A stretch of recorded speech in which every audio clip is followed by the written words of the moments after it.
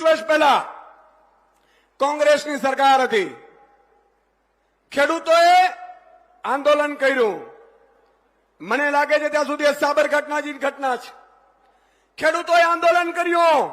આંદોલન કર્યા પછી ખેડૂતોને ગોળીએ ધરબી દેવામાં આવ્યા હતા. 10 ખેડૂતોના મોત થયા હતા. આ વાત સાચી છે? સાચી છે કે નહીં?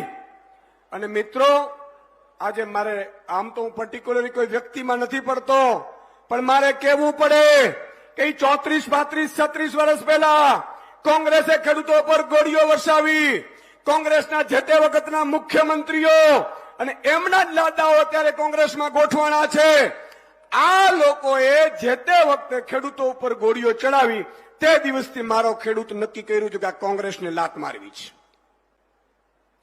હવે સાંભળજો, ત્યારે માધવસિંહ સોલંકીને 149 સીટ આ ગુજરાતની જનતાએ આપી.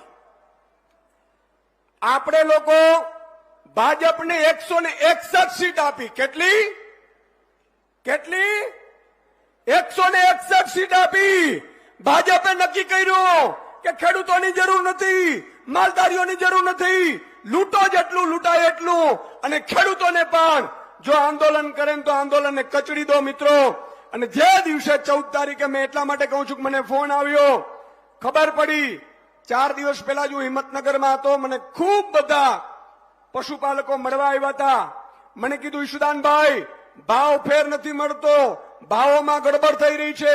ભાજપના કાર્યક્રમોમાં ડેરીવાળાઓ પોતાના ખર્ચા કરી નાખે.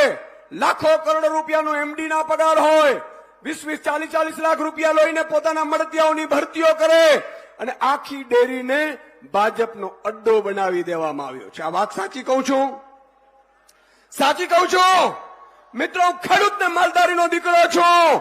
ભલે સામે કોઈ પણ ચમરબંધી હશે, તમારા માટે લડવાન ગોળી ખાવા ઈશુદાન ગઢવી તૈયાર છે. તમે એકલા નથી. અને એ જ સાંજે મિત્રો માનનીય અરવિંદજીનો મને ફોન આવ્યો.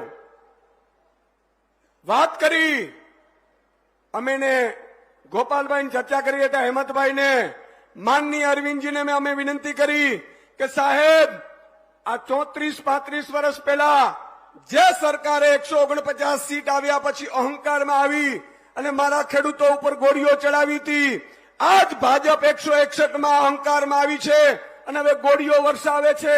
હજી આ એક ખેડૂતનું મોત થયું છે. તમે વિચાર કરો, કોઈને ન્યાય માંગવા માટે, પોતાનો હક માંગવા માટે જો મરવું પડતું હોય તો આવી સરકાર